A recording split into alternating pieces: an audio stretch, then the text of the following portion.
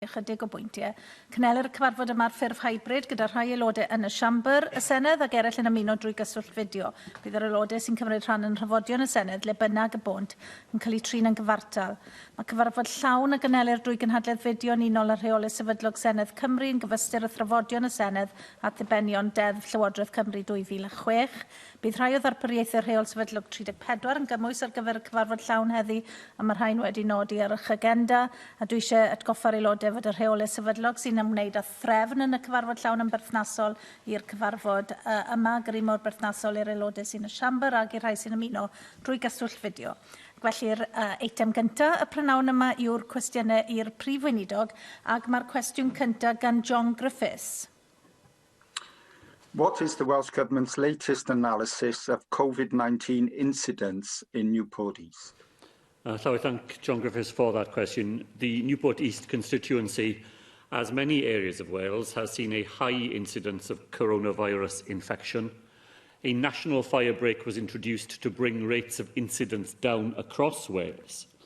Some of the gains achieved are already being reversed in the post-fire break period. First Minister, I think there is concern at the latest statistics, and obviously we will need to have a look at that. Welsh Government will need to have a close look at that. One aspect that's very concerning to my constituents is lost school time. In secondary schools, for example, whole year groups continue to self-isolate when one of the group has COVID-19, and learning at home does not make up for that lost time. And it is the most vulnerable who suffer the most. Practice seems to be different from one school and one local authority to another. So, First Minister, will Welsh Government work with local authorities, schools and unions to seek to reduce that lost school time? For example, looking at safety in schools, limiting contact between pupils so fewer have to isolate when one has the virus, and enhanced testing at schools to limit the damage to our children's education and the nation's future. Well, let me thank John Griffiths for that. And of course, I agree with him. The fact that we are seeing a reversal of some of the gains that we achieved through the fire break is concerning. And it is particularly concerning because we know that the higher the incidence of coronavirus in the community, the greater the impact that has on schools, because the more coronavirus there is about, the more likely it is that adults will find themselves infected and children as well.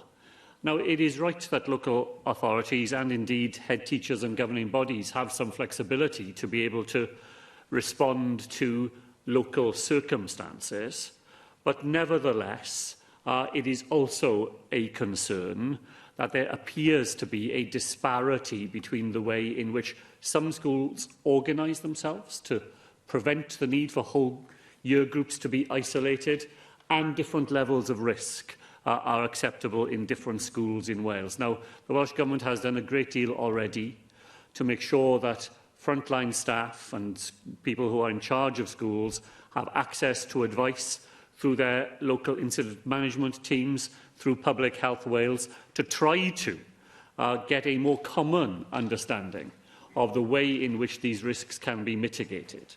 It is possible, Llywydd, that the new lateral flow tests, with their more immediate results, can be deployed in schools in future in another effort to prevent children from having to self-isolate when things could be done to prevent that from happening, for all the reasons that John Griffiths set out, which are the same set of reasons, Llywydd, why the Welsh Government has placed a priority on making sure that our children's education is protected even at this most challenging time.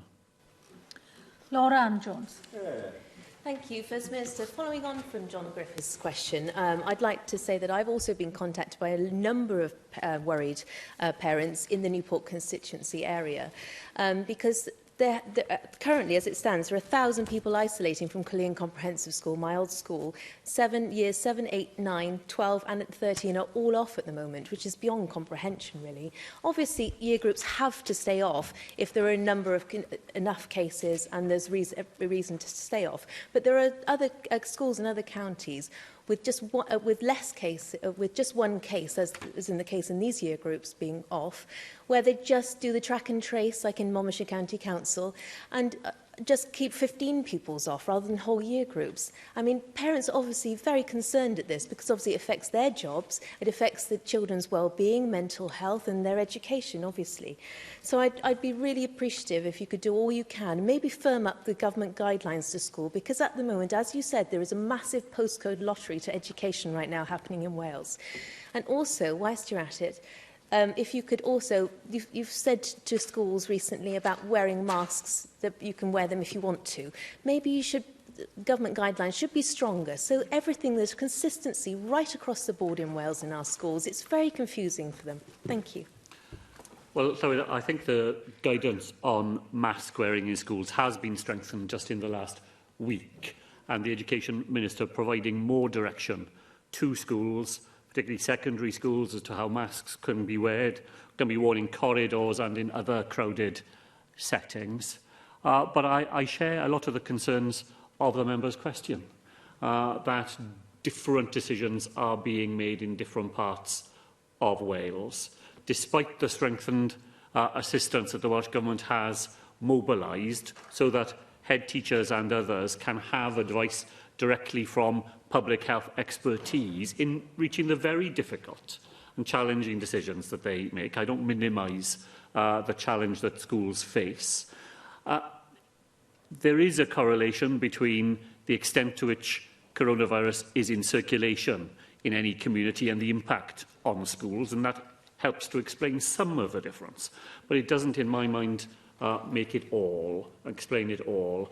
I am very keen that schools make every effort, both in the way they organise themselves internally and in the decisions that they make, to put a priority on keeping as many young people in schools as it is safe to do, because otherwise, as John Griffith said in his question, their education suffers, and those who need that assistance the most miss it the most when it's not available to them. Cwestiwn 2, Mike Hedges. Diolch, Llywyd. Will the First Minister produce a roadmap for the return of amateur team sports in Wales? Well, Llywyd, the Welsh Government has published guidance for a phased return of sporting activities. National governing bodies in Wales, such as the FAW and the WRU, provide specific guidance and action plans for their sports and have oversight of those organised activities. I speak as someone who spends a lot of my Saturdays normally watching football and rugby, mainly local teams. Can I just talk about the two most popular winter team sports, football and rugby? When does the Welsh Government believe they can realistically expect to be able to commence competitive fixtures? And I also realise that football will be able to start before rugby because rugby has much more physical contact. Well, Llywydd, I know that we all look forward, and I know Mike Hedges does in all the things that he does locally to support teams in the Swansea area. We all look forward to the day when those teams will be able to resume.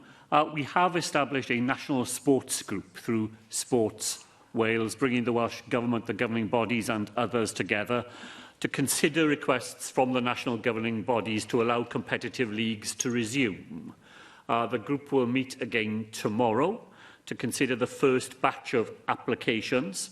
The FAW has asked the Tier 2 of the Cymru leagues, that's North and South, should return to competition first. So we do have a mechanism now in Wales to unlock sports when it is safe to do so. And that final clause is the most important one of all, Llywydd, that it is the state of coronavirus, it is the state of the public health emergency, which has to be the lens through which we view all the applications that there are for the reopening of amateur sport. But we have a mechanism now to make sure that those requests are properly and roundly considered. Nick Ramsey.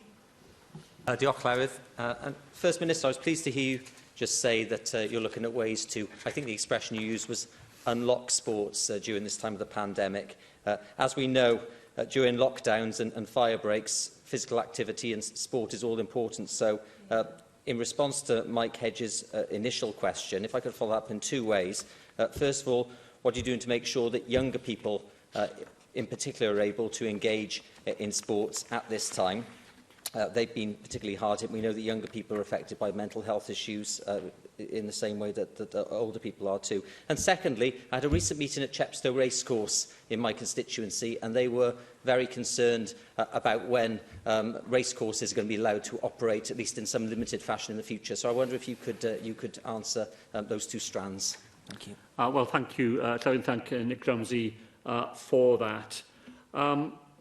Sport for children under the age of 18 has a more liberal set of rules, and it's more possible for that to happen, and we've done our best to try and maximise the opportunity for youth sport to be continued even in the most difficult periods of coronavirus. As to racecourse reopening, there were, earlier in the year, as I know Nick Ramsey will know, a small number of pilot reopenings of race courses in England. We will work with DCMS at the UK government level in any programme of pilots which may now resume in England.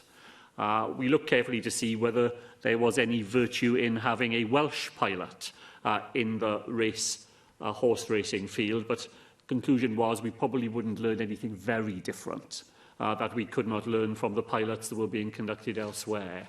So we will continue to work closely with DCMS. There are some new pilots that are proposed, and if they find a pathway to the safe reopening of more parts of sporting life to crowds turning up who enjoy horse racing and other sports, then we will want to be part of that where it is safe for us to do so.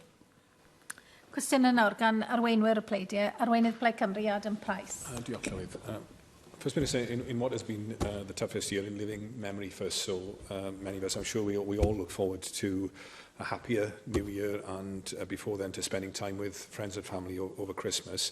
A compassionate but responsible approach to a limited relaxation of restrictions over the holiday period seems sensible. However, it's also crucial that we don't lose the hard-gotten gains of the last few months for the sake of 4 or 5 days, and people must therefore know that any relaxation also comes with risks, especially in the context of the reversal that you were potentially referring to earlier. Can you say what scientific modelling is being used to inform the discussions on a four-nation approach to the Christmas period, and what's your understanding of the likely impact of any easing of restrictions? And given that individual behaviour will be a crucial factor in determining what follows the Christmas break, will the Welsh Government launch a public information campaign, such as the powerful campaigns we see each year on drink driving over the festive period, encouraging people to follow the guidelines so that we can all enjoy a better 2021? Well, so I thank Adam Price for that, and I think he put it very well, that while for many people having an opportunity to meet with family and friends over the festive period is very important, we have to balance so many things in allowing that to happen. Now, there will be a COBRA meeting later this afternoon, which will be the latest coming together of the 4 nations of the United Kingdom to fashion a common approach to Christmas, and I'm very hopeful that we will be able to make further progress on that this afternoon. The modelling that we have available to us there comes through SAGE. When we met on Saturday, we specifically asked the 4 chief medical officers to meet between the Saturday meeting and the meeting later today to give us further advice on a number of aspects of a potential easing over Christmas that we rehearsed in the Saturday meeting, and that will be available to us this afternoon. But I agreed with the point that Adam Price made, that whatever additional freedom we are able to offer over the Christmas period, will have to be used responsibly by people. The fact that a relaxation is possible is not an instruction to go and spend the whole of that period doing risky things. The Leader of Plaid Cymru asked what the impact of any relaxation over Christmas would be. And while I don't have a quantifiable answer to that at the moment, the general answer is very clear. It will lead to more spreading of coronavirus, because coronavirus thrives when people get together, and the more people get together, the more coronavirus there will be. It's why, Llywydd, I have been arguing in the meetings we have had for a focus not just on a small number of days at Christmas itself, but the decisions we need to take in the lead up to Christmas and how we will deal with the aftermath, and to try to do that in a broadly common basis as well. And on the information campaign, the final question, then the Welsh Government has an information campaign planned, and it will do many of the things that Adam Price mentioned in trying to drive home to people the consequences of people's behaviour and the ways in which, by doing the right things, we can all make a contribution to having a Christmas that we can enjoy without running those undue risks. On Saturday, Merthyr Tydfil became the first county in Wales to pilot mass testing, but on the same day, COVID cases per 100,000 of the population in a 7-day period were higher in Blaenau Gwent and Neathport Talbot. This highlights an inconsistency currently in the way we're dealing with areas of high COVID transmission. When we supported the fire break, it was on the condition that the test and trace system would be upgraded, accelerated, expanded to include the testing of asymptomatic individuals. Small independent nations, as we've referred to earlier, like Slovakia, have successfully rolled out a nationwide mass testing programme. China has been conducting mass testing of 3 cities over the weekend, and we'd like to see it rolled out in more target areas, supported by an increased £800 isolation payment. When, First Minister, will we be able to turn the Merthyr pilot into a wider programme of mass rapid testing in Wales? Well, I think it's just important to remind members that when Merthyr was identified as the first place where we would carry out a mass testing experiment in Wales, it was, as it was for a number of days, by far the largest area of incidence of coronavirus. Others have overtaken it in the meantime, but in the planning, you've got to start with the figures that are in front of you on at that time. And I know there'll be a question later this afternoon, Llywydd, but just to say that the early days of the mass testing in Merthyr have gone very well and are a tribute to the actions of local organisations, but also citizens in that area. We will learn a lot from doing it. We can be sure of that. We're already learning things from these very early days. There are already proposals for expanding mass testing into other areas. There will be choices to be made, Llywydd, and they won't be easy choices either. I referred in my answer to the first question that we might be able to use lateral flow tests to assist in preventing children from being asked to self-isolate in the school setting. We've talked, I think, last week on the floor of the Senedd about using lateral flow devices to allow visits to care homes. And we could use lateral flow devices to have a greater scope of mass testing in Wales. But there is a finite number of them. We expect to have around 90,000 of them a day available to us here in Wales. But they would very soon be used up from a number of the purposes that I've just outlined. So it'll be a balancing act. It'll be trying to prioritise where we use them. There will be some more opportunities for further mass testing, but there will be other important purposes for which that finite supply of such tests can also be deployed in Wales. Turning to matters vaccine-related, where we've had some further good news recently. Just 10 days after we heard the first bit of encouraging news in relation to the Pfizer and BioNTech vaccine proving 90% effective in trials, the Scottish Government's Health Secretary presented a comprehensive rollout plan to the Holyrood Parliament, and in that statement they confirmed the first vaccinations would be available to health and social care staff, older care home residents, those over 80 years old who live in the community. The next phase then for those over 65 and those under 65 who are at additional clinical risk, followed by the wider population of the age of 18. They hope to have 320,000 doses of that vaccine to deploy in the first 2 weeks of December, subject to regulatory approval, with an ambition to vaccinate 1 million citizens by the end of January. And the Health Secretary there said Scotland is ready for December. December's only a week away. Can the First Minister confirm that Wales too is ready? And if so, when can we expect to see details of the Welsh Government's vaccination rollout programme, including a timeline of who will be vaccinated when? Well, on the who will be vaccinated and when, we have already said that we will follow the JCVI advice in relation to prioritisation. That advice is still being refined on the basis of the emerging evidence of which of the vaccines that are being reported are most suitable for different groups within the population.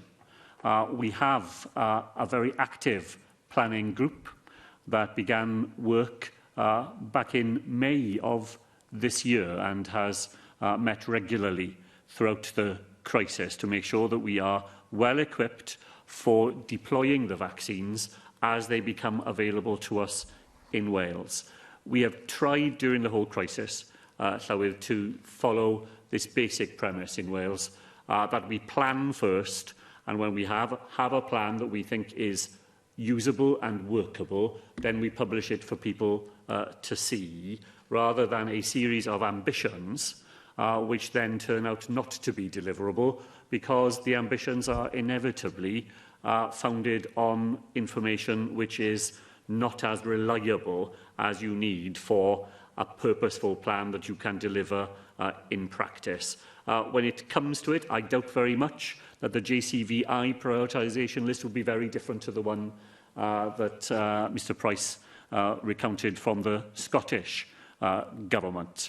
But we will wait for a short while, and it will only be a short while, until we have that further and reliable information about the numbers of vaccines that we will have available to us, the nature of those vaccines, the priority groups to which they will be deployed, and then, of course, we will make sure that that is made public as soon as we're able to, so that people in Wales have, as I say, not a series of ambitions, but a practical plan that they can rely on.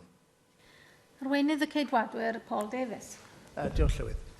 First Minister, yesterday the Health Minister confirmed that the Welsh Government is considering tighter COVID restrictions in the run-up to Christmas. Can you confirm what restrictions you are now considering, given that you have already introduced local authority-based restrictions, hyper-local lockdown restrictions, and now national restrictions? Well, Llywydd, the basis for what the Health Minister said yesterday is to be found in the figures. And I'm sure that the Leader of the Opposition has been following them, as I do every day. Following 2 weeks and more of figures falling on a Wales-wide basis, we've now had 3 days in a row where the Wales-wide figure has risen. And in today's figures, 17 of the 22 local authorities are reporting rises in the under 25-year-old age range. Now, numbers continue to fall in the over 60 age range, and that's good news, because in terms of impact on the health service, we know that that is where people are most likely to be most badly affected by the virus. But we also know from earlier in the autumn that the rapid rise we saw in the month of September and into October started with a rise in the younger population.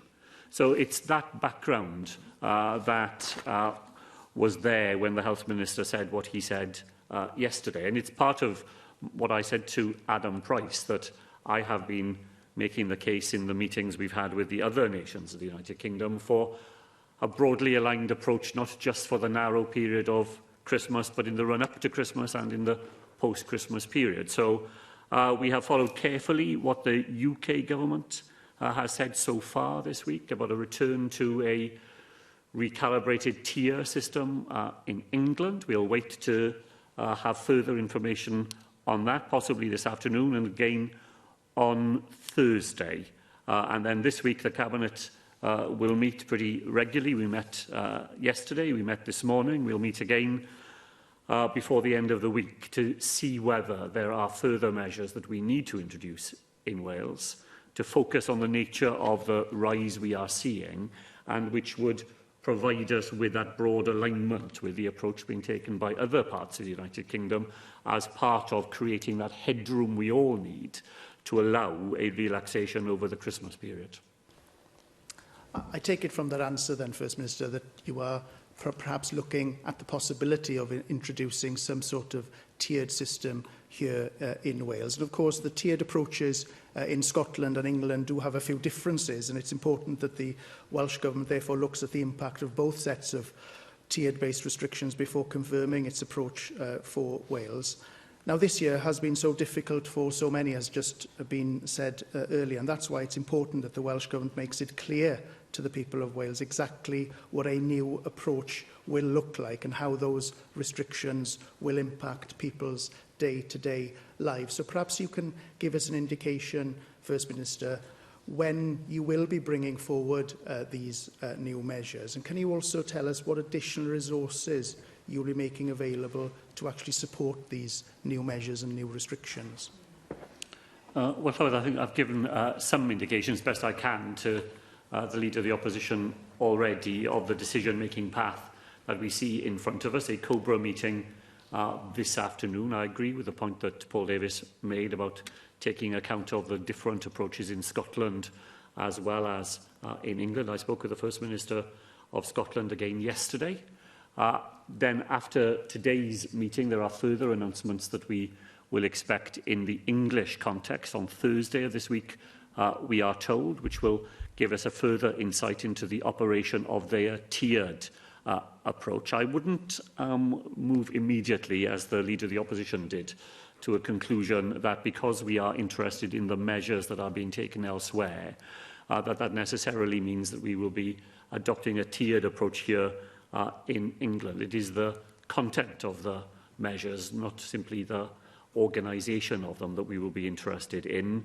The Cabinet will meet again before the end of this week to see whether there are lessons for us to draw from what is happening elsewhere and a common approach across the United Kingdom in the lead up to the Christmas period and, importantly as well, in the way in which we will all have to deal with the inevitable consequences of a relaxation which will drive a rise of coronavirus.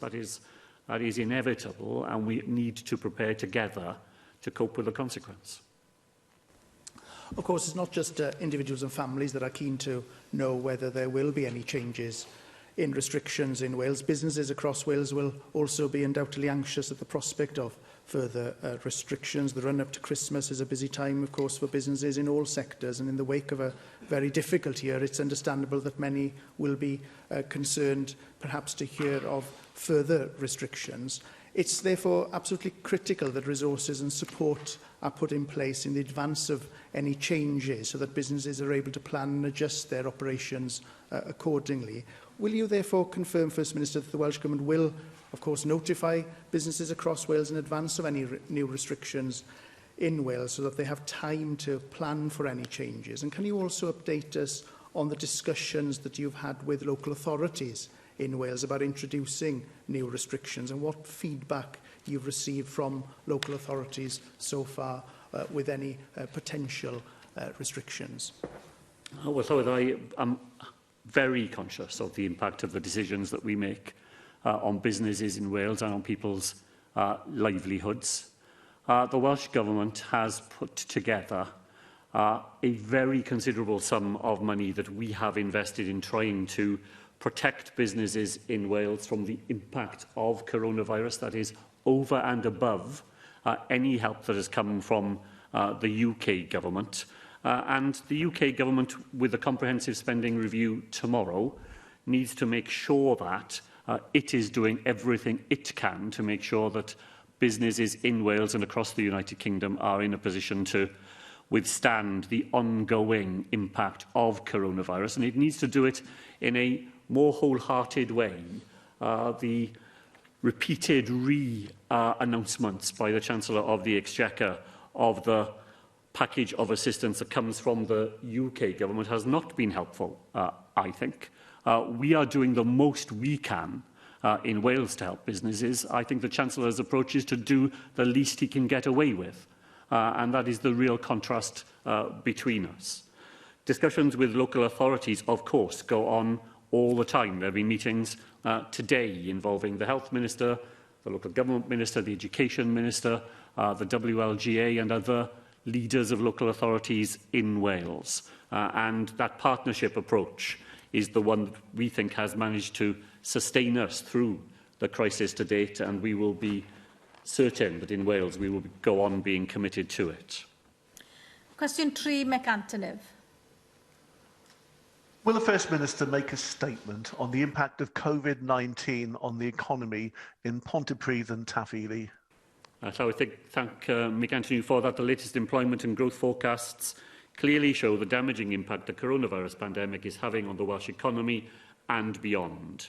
To date, our Lockdown Business Fund has provided over £7 million in support to 2,379 businesses, spanning over 22,000 jobs in Rhondda Cynon Taf alone. Thank you for that answer, First Minister. In my constituency of Pontypridd, we have battled with flooding, which hit our economy and our infrastructure hard. And of course, we battled with COVID, with some of the highest infection rates in the Wales. And like many thousands of others, I've stood outside my home and clapped and applauded our public sector workers as a community. And we've recognised the vital contribution that they've made during the pandemic. Many of them have suffered from COVID, some have died, and our thoughts are with the family of Mark Simmons, a healthcare assistant to the Royal Glamorgan Hospital and a Unite Health and Safety representative. He died on the 10th of November after contracting coronavirus. First Minister, all our public sector workers have gone the extra distance to keep us safe and to protect us and our families. Now, on Wednesday, whilst the Tory government's mates make millions of pounds of profit out of dodgy PPE contracts, the Chancellor Rishi Sunak is planning to tell our public sector workers that their reward for their sacrifice will be 3 years of pay freeze for tens of thousands of Welsh workers, a return to Tory austerity. First Minister, it is not too late to ask the UK government to do a U-turn. So will you make contact with the Prime Minister as a matter of urgency and do all you can to urge him to honour and recognise the contribution of all, and I emphasise all, our public sector workers during this pandemic? Well, thank Antonov for that, Llywyd. Thank him for reminding us, not that I know members here don't forget at all, but just for reminding us that behind everything that we talk about here are actual people's lives. Over 3,300 deaths reported in Wales by the ONS today, and many of those people have been frontline workers in our health and social care services and elsewhere. So, of course, it is not too late to urge the Chancellor of the Exchequer to rule out a public sector pay freeze and to deliver the funding across the United Kingdom that we need to protect our health jobs and to support a fair recovery. Workers across our public services have continued to play their crucial roles in the midst of a global pandemic, helping to save lives and to keep services running. They should be recognised for this effort and not forced to pick up the bill. The Chancellor says that there is no return to austerity. Well, I certainly hope that is true of public sector workers who've been at the forefront of this crisis and who deserve to be recognised for that. Unfortunately, Llywyd, I'm told that the Prime Minister will once again not attend the Cobra meeting this afternoon. You might think that given the significance of the decisions that we are having to take there, that the Prime Minister might think that that was a conversation in which he would choose to be engaged. But if an opportunity arises, there will be other ministers of the UK government there, and if that opportunity arises, I will certainly make the points that the member has made here this afternoon. David Melding. First Minister, I'm particularly concerned about young people in South Wales Central, including Pontypridd, who are entering or attempting to enter the labour market during this period. And I think we have a very harsh past experience of young people entering the labour market during a period of economic distress. And I would urge you to look at the training packages and also the funds available for postgraduate study, for instance, in the next few years, because I think these sort of programmes, which are largely under the control of the Welsh Government, will need to be used to a greater extent than perhaps we had planned. But this will also help our FE colleges and the university sector. But young people really need to be supported as much as we can during this period.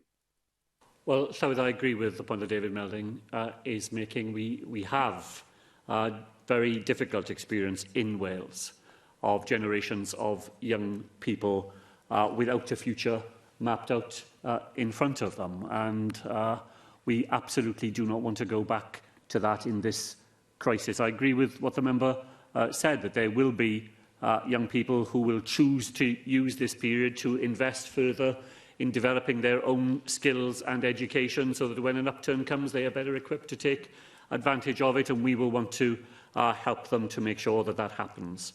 I know that the member will have seen the announcement on the 11th of November, where we provided further detail of the help that businesses can have, and further education colleges, of course, as a result, to promote apprenticeships here in Wales. Businesses now able to claim £3,000 for each new apprenticeship and each new apprentice under the age of 25 when employed for at least 30 hours. And I know that David Melding will particularly welcome the fact that there is an additional £1,500 for any business who is able to take on a new disabled young person as an apprentice. On the 18th of November, we announced the Business Startup Barriers Fund, a sum of £1.2 million, particularly aimed at those young people who left college and university in 2019 and 2020, who may have ideas of their own about businesses they would wish to try and get off the ground, but need that extra help and support from government in order to be able to do so. And that Business Startup Barrier Fund will particularly be aimed at the sort of young people to whom David Melding has drawn attention this afternoon. Cwestiwn 4, Dawn Bowden. Will the First Minister provide an update on the COVID-19 mass testing pilot in Merthyr Tydfil County Borough? Thank the member for that. The pilot started on Saturday the 21st of November. It involves everyone living, working or studying in the area, and that they are all to be offered a COVID-19 test as part of the first mass testing of a whole area in Wales.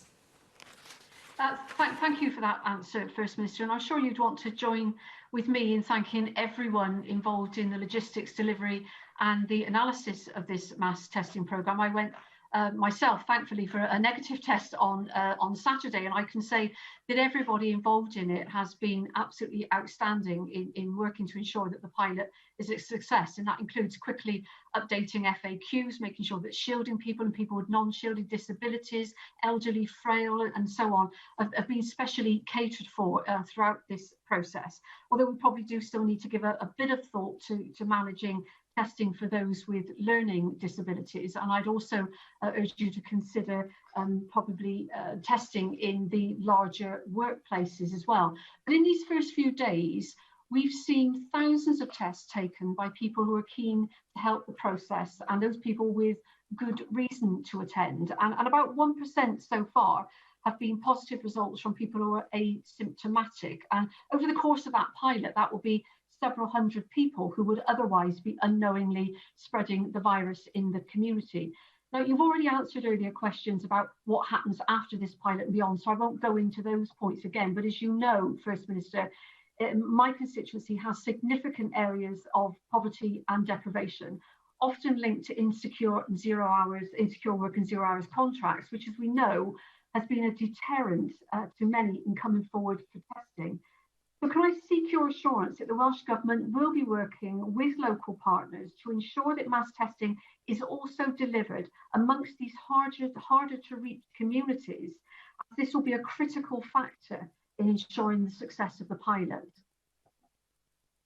Well, so I thank Dawn Bowden for that. I heard a very informative interview that she gave at the weekend, reporting from the front line of testing in Merthyr, and I absolutely agree with her about the huge team effort there has been from the local authority, from the local health board and public health services, the assistance we've had through the armed forces. It really has been a remarkable effort, and in these early days it has met with a remarkable response from residents in Merthyr Tydfil as well. Llywydd Dawn Bowden raised a number of points about, first of all, about workplaces and the importance of making sure that employers are aligned with all of this. There is an offer of a test for anybody who works in the county borough, whether they live elsewhere but work in Merthyr. A test is available from them, and I'll be discussing this at the Social Partnership Council, which is next due to meet on Thursday of this week. Dawn Bowden made an important point, Llywydd, about those people who are frail or vulnerable, shielding or with learning disabilities, and how we make sure they are included in the programme. I'm pleased to say that I believe the local authority has written out to everybody on the shielding list today, offering them a home test, which means they don't need to leave home and go to a mass testing centre. So I think that's another very strong sign of the progressive way that the testing regime is being delivered in the area. And of course, Llywydd Dawn Bowden makes the very important point about reaching those communities where conventionally services struggle the most to have the impact that we want them to make. We're going to be using wastewater surveillance methods in Merthyr, as they did in Liverpool. The wastewater surveillance, members will recall, led by Bangor University during its creation. We will have 7 different testing points in the Merthyr County Borough area, and that will allow us to see that we are getting a response in different parts of the borough, and make additional efforts in places if we're not getting the response that's needed. And as I know the local member will know, that it is part of the way in which the mass testing is being provided, that if someone does have a positive test, then they are being actively advised about the help that is available to them, either through the self-isolation payment or through the discretionary assistance fund, where we put £5 million more in to help in this way, so that people are able to do the right thing as they want to do and don't find themselves with barriers in their way that we can help them to solve. Andrew Arty-Davies. Thank you, First Minister, for the answers so far in the leaders' questions and also on this particular question around the trial in Merthyr. Are you in a position to confirm when the analysis can be made that if this trial is successful, and initial indications are that it has been successful, that this will be rolled out across the rest of Wales, and in particular in Rhondda, Cynn and Taffin area I represent here, which I think would benefit greatly from this testing regime? Well, I know Andrew Arty-Davies will be interested to know that RCT Council has already made a proposal for the expansion of the Merthyr testing regime into the Cynon Valley area of that local authority, and that there are meetings, I think, scheduled for tomorrow to explore that proposition and to see how it might be delivered. This is a huge logistical exercise, as I know that he will recognise, and it's why we are so very grateful to have the support of the armed forces in it, because local services have to try and manage to keep everything else they do all the time going, and releasing people to be part of the mass testing effort, requires quite a lot of thinking through. So if we are to be able to expand the Merthyr scheme into the RCT area, That will require some careful preparation, releasing local staff from local services. We have further assistance from the armed forces joining us in Merthyr over the next couple of days, and we may need to see whether there is any further help that could be forthcoming in order to assist with the sheer practicalities that go with mounting a mass testing exercise of this sort. Question 5, Joyce Watson. Diolch Llywydd. Will the First Minister provide an update on what the Welsh Government is doing to tackle vaccine misinformation? Well, so can I thank Joyce Watson for that important question. The Welsh Government will continue to support health boards and Public Health Wales to ensure that immunisation information is accurate and accessible, and all those delivering vaccinations are well trained and confident when providing immunisation information. I thank you for that, First Minister. Last week, Pfizer and BioNTech announced that they had developed a vaccine for COVID-19 and that it was showing promising results. But almost immediately, there were messages circulating on social media channels suggesting that the vaccine would be harmful without any substantiated evidence. I understand that it's natural that people will have concerns and questions about the safety of new and existing vaccines, but I do believe that the misinformation that we've seen on social media platforms has the potential to do a significant amount of harm. Minister, what discussions has the Welsh Government had with social media channels regarding vaccine misinformation and how we can tackle that? And what steps are being taken to encourage people to access information in a reliable format? Well, thank Joyce Watson for those follow-up questions. She's right to point to the danger of vaccine misinformation, deliberate, malicious misinformation. It's part of a group of attitudes that unfortunately have been given credence in other parts of the world. You know, these attitudes emanate from the same group of people who are coronavirus deniers, who try and persuade people to distrust election results, and as a result they have a reach into places through social media that could, if things went wrong, do what Joyce Watson said and discourage people who would benefit from vaccination from coming forward. We work with the Cabinet Office in London. They have a rapid response unit which is expressly there to respond to coronavirus misinformation. And working with social media platforms, there's been some success, which I'm keen to recognise, in persuading those social media platforms to remove misinformation where it can clearly be identified as such. I think we have to take some comfort, though, Llywydd, from the actual evidence of what has happened in vaccination programmes over the last period. We have actually gained ground in childhood immunisation programmes during the period of the pandemic. The uptake of the first dose of MMR increased in the first quarter of this year, despite all the difficulties that parents would have experienced in trying to present the child for vaccination. The third scheduled dose of meningococcal group B vaccination is at the highest ever level in Wales. And of course, we are reaching more people with flu vaccination than ever before. 70% of people in the over 60 age group have now been vaccinated. It was under 60% this time last year. 37% of under 65s at risk have been vaccinated. It was 27% this time last year. 73% of children aged between 4 and 10 have been vaccinated. So while I share the members' anxieties, the actual behaviour of people in Wales suggests that when a vaccine is available to them and they have confidence in it, they are coming forward in large numbers, and that's what we will want to encourage when there are vaccines available for coronavirus as well. Angela Burns. Thank you, Claire. First Minister, I do agree with you that there have been improvements in vaccine uptake, but I'd also like to point out that according to the most recent seasonal influenza Wales 2020 annual report, the uptake of flu vaccine amongst NHS staff was only 56% this year. And when you think that NHS staff, more than almost anybody else, would surely really understand the value of a vaccine and what benefits that we can all get from it.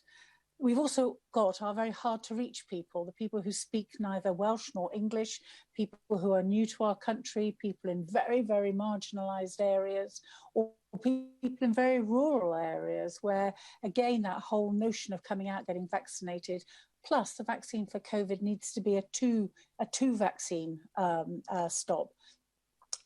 Where you might have a situation where someone has one and just thinks, oh, well, that's it, I'm done, when in fact they need that second one to make sure that they are really taken care of. So I wonder what plans the government will be putting together, either as Wales itself or as a UK entity, in trying to really get a strong message out that actually there is nothing to be fearful of.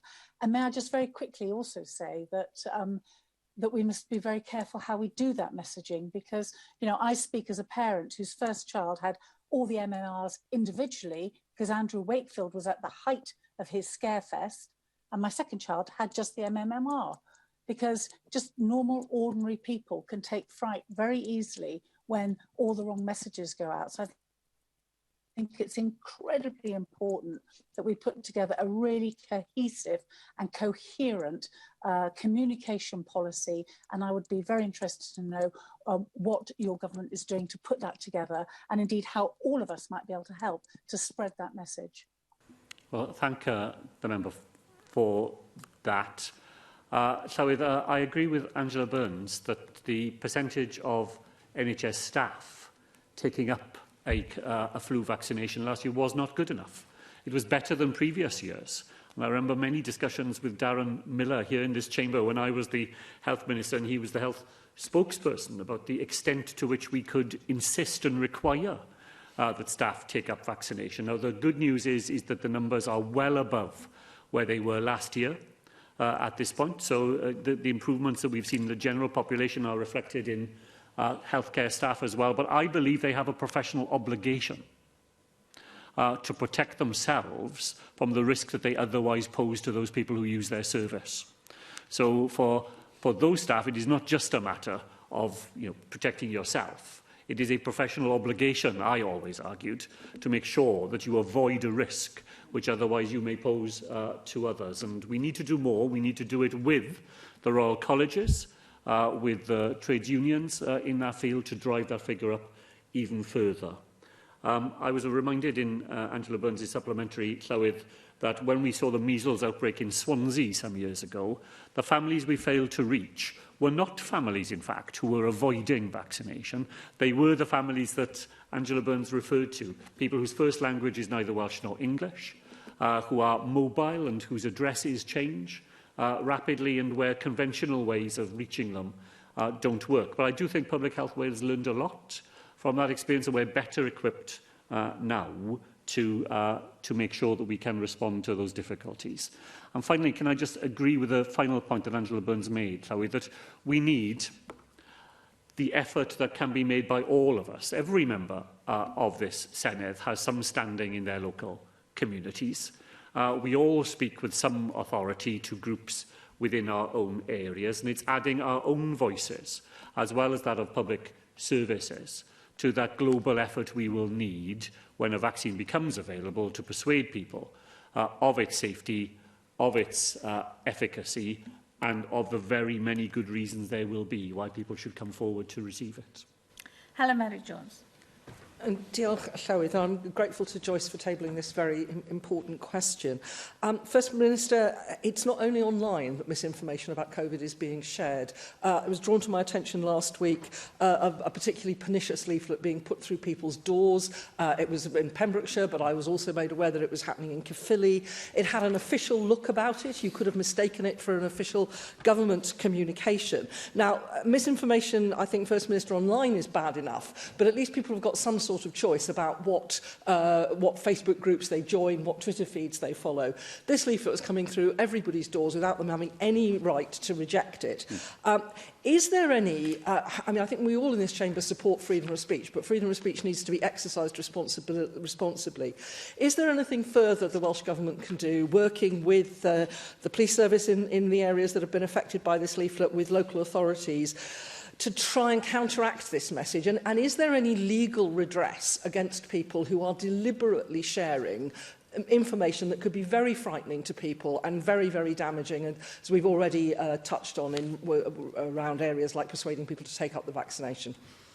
Llywydd, I think Kelly Nugent is right. There's something particularly insidious about something being put through your own door, and that deliberate and, as I would say, malicious attempt to mislead people with inaccurate information. I know that local people who've received that leaflet in Pembrokeshire have inform the police and look to see whether there is any redress. It's the same leaflet, as I understand it, has been in circulation in many parts, not just of Wales, but more widely. Amongst the things we can do are the things that Angela Burns referred to, which is to mobilise voices that will carry some weight in local communities. And I know that tomorrow evening, Steve Moore, as the Chief Executive of Hywel Dda Health Board, and the Police and Crime Commissioner for the area are jointly holding a Facebook Live session, partly in response to the circulation of that leaflet, so that they can be together in providing authoritative information to the local population and to do it directly in that way. Cwestiwn 6, David Melding. Excuse me. Will the First Minister make a statement on the estimated number of rough sleepers in Wales? Thank you. Latest estimates suggest that during the month of August, 974 people presenting as homeless were found immediate accommodation. 476 homeless people were provided with suitable long-term accommodation, and 101 homeless people were rough sleeping. Monthly data of that sort will be published for the remainder of this Senedd term. Can I thank the First Minister for his answer? And he would have also heard the exchange in the Chamber last week with the Housing Minister. And the number of 100 or 101 rough sleepers who are now on the streets of the towns and cities of Wales is very distressing. Now, I know over 3,000 or 3,500, I think, people have been helped during COVID into emergency accommodation of one kind or another. And that is a real achievement. But part of the problem is that for many years we've not had a very reliable estimate on the number of rough sleepers, and this has been a problem across the United Kingdom. But we do need to know the level of the problem so that we can take appropriate action to meet the scale of it. But can you give us the assurance immediately that the assertive outreach to help those 101 people rough sleeping at the moment is being effective?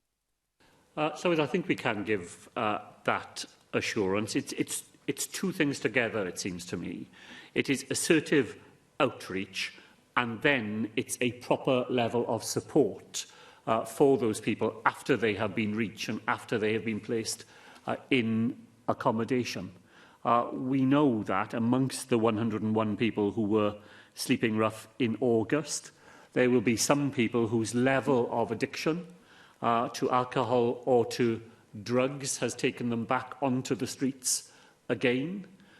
We will know that in some settings where people who were previously homeless have been temporarily housed, there is a level of antisocial behaviour that has an impact on staff and of other tenants alike, and which some people find they're just not able to deal with. So, as well as reaching people through assertive outreach services, we also have to make sure that we have the help that is then necessary to sustain people in temporary accommodation to begin with, and then into permanent accommodation in the way that we wish to see. And I know that David Melding will be aware of the fact that in the £50 million next phase of our homelessness response, nearly 10 million of that is for that wraparound support in mental health and substance misuse, to try and make sure that people do not feel that the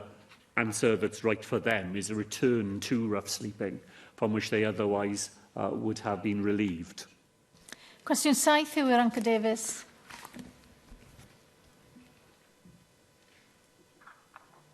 Diolch, Llywydd. What action is the Welsh Government taking to ensure that it can create jobs and training opportunities for people of all ages in Ogmore in the context of an economic downturn?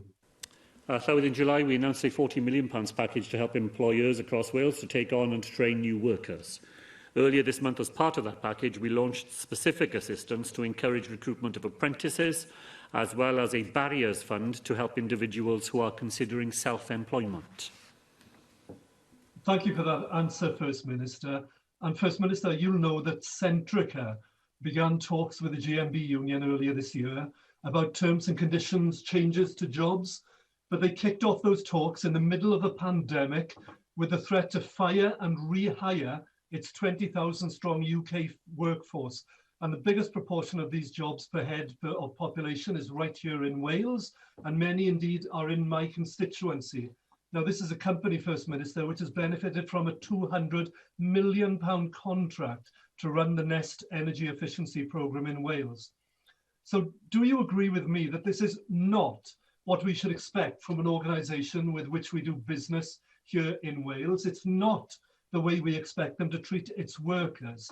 And will he therefore call on them to take their threats off the table, come back from the brink, and work for a sensible negotiated deal that is in the shared interest of the reputation of Centrica plc and their shareholders, and most importantly, in the interest of their highly skilled and loyal workforce and their families? Well, Llywydd, I certainly am aware of the Centrica issue, having had discussions directly with leaders of the GMB about it, and my colleague Ken Skates wrote to Centrica back in August when we were last discussing this with the union. Let me be clear, Llywydd, there is no excuse for any organisation or company using the coronavirus crisis to erode the rights and the entitlements of its workforce. And I echo very much the final point that yw'r Anca Davies made. I think the company would be very well advised to take the threat off the table, to get back around the table, and to work with the GMB to a negotiated deal. Canola, cwestiwn 8, Sian Gwenllian. A wnaeth Prif Weinidog ddatganiad am wasanaethau deintyddol yn Arfon. Diolch yn fawr i Sian Gwenllian am y cwestiwn. Llywydd, mae Bwrdd Iechyd yn gweithio i sicrhau bod mwy o bobl yn gallu cael gafael ar wasanaethau deintyddol. Mae hyn yn cynnwys cynlluniau i gynnig darpariaeth newydd yn lle'r hyn sydd wedi ei golli, a hynny ar frys. Dwi'n deall hefyd bod na uned hyfforddi deintyddion yn mynd i gael ei sefydlu yn y gogledd, a mae hynny'n newyddion da, wrth gwrs, ond mae o 2-3 blynedd i ffwrdd, ac yn y cyfamser mae yna argyfwng gwirioneddol yn digwydd yn fy etholaeth i, ac mae rhan o'r broblem yn codi o'r ffordd mae'r cytundebau yn gweithio rhwng deintyddion a'r byrdau iechyd, ac mae yna ddewid wedi bod ers tro y bydda y Llywodraeth yma yn edrych yn fanwl ar beth sydd angen i wneud mwyn gwella'r sefyllfa yna.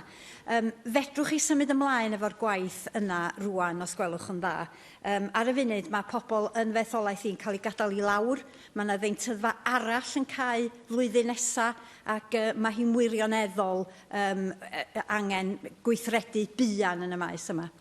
Wel, Llywydd, diolch yn fawr i Sian Gwenllian, a dwi wedi weld y ffigyrau yn beth sy'n wedi digwydd yn yr ardal hyd. Ni ddim wedi sôn am Brexit eto heddi, Llywydd, ond mae Brexit wedi cael effaith neddygol ar wasanaethau deintyddol.